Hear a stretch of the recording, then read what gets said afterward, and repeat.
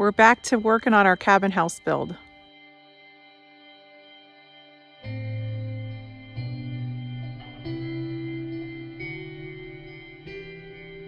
A couple years ago, Jacob and I decided to build a house for sale.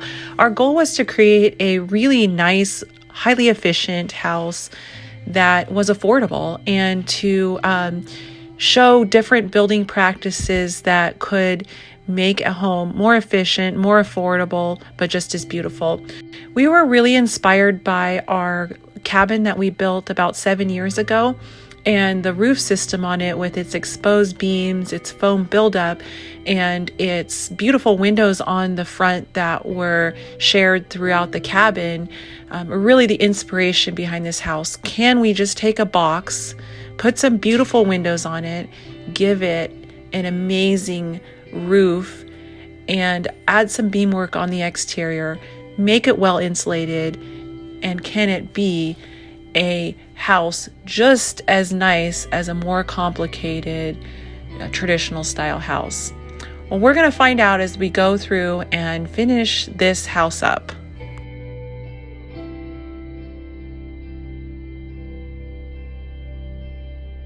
It's been a bit since we posted a cabin house build episode, so real quick, I just want to catch you up to where we are at now. We started with a burned foundation. It was an existing footprint that we had to work with. It was only 28 by 36, and we basically just built a box on top with 2x6 framing, and then we put our fancy timber framed roof with the foam buildup. If you're interested in how we did all these processes, the videos are in the same playlist.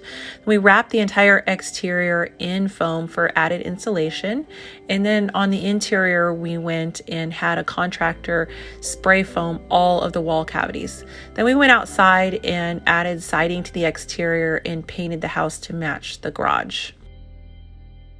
Then back on the inside, we stained the ceiling using an aged wood accelerator. It's really a neutral, beautiful tone. Now we're going to start working on utilities.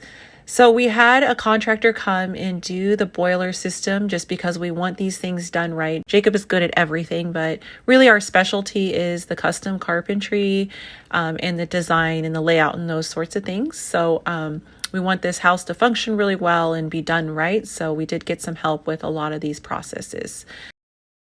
So since this house is spray foamed and so tight, there is no way for moist air to get out of the house. So it's essential that you have an HRV system. HRV system basically stands for heat recovery ventilation. So it'll pull the moist air out and then try to exchange it with the dry air coming in while retaining as much of the heat as possible when you do that. So what we do is we have a really great HRV contractor that will do the design work, tell us, how many supplies and returns we need, get all the parts and pieces together, and then we'll do the install ourselves to save some money. We did all the plumbing ourselves. Jacob's really good at plumbing, but honestly, plumbing is not a very DIY friendly thing, especially the drain pipes, because you have to slope them, they all have to vent, and there's just a lot of thinking that goes into that. For the wall cavity, after we got all the utilities in, we put in more insulation just to, further insulate it to keep those heat bills down in the long run. It's such a simple house that, after doing our own house, the utilities were actually, not that complicated. There's only 2 bathrooms in this, a kitchen, and everything's kind of localized, and it's really nice to work with a crawl space. So now it's time for drywall. We're going to get some help from some friends of ours, but the really great news about this house is the ceiling's already done. We don't have to climb up on scaffolding and hang drywall overhead. It's really just the walls that get the drywall, and the walls get 1/2-inch drywall, so it's that much lighter than the 5/8 that go on the roof. The drywall really transformed the place, and we're really excited to start doing the trim. For the windows, what we did is built the window boxes in our shop using the Craig jig, so it's all put together.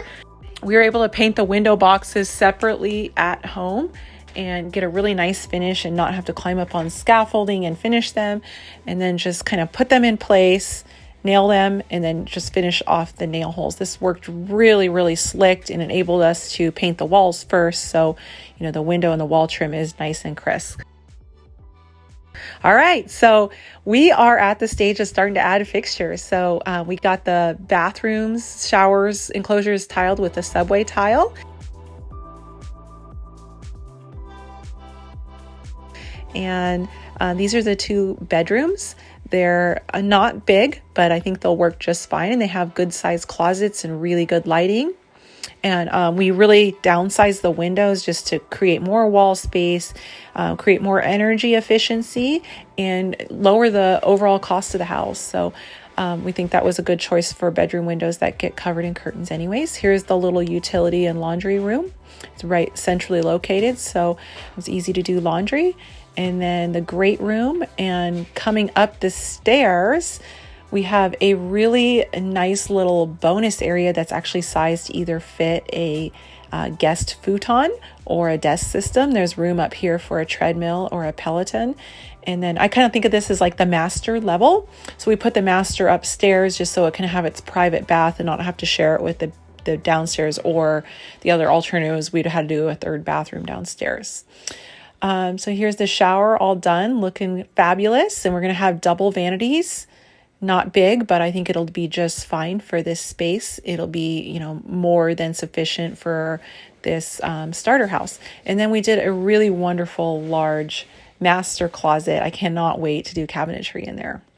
So we're going to start working on the kitchen and the rest of the cabinetry in the next video. So make sure you subscribe if you're interested in this project, and see how it turns out.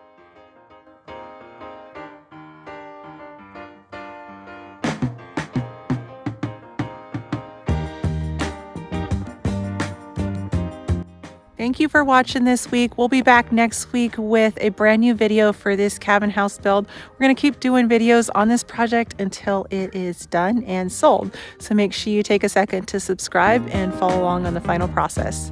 Thanks again.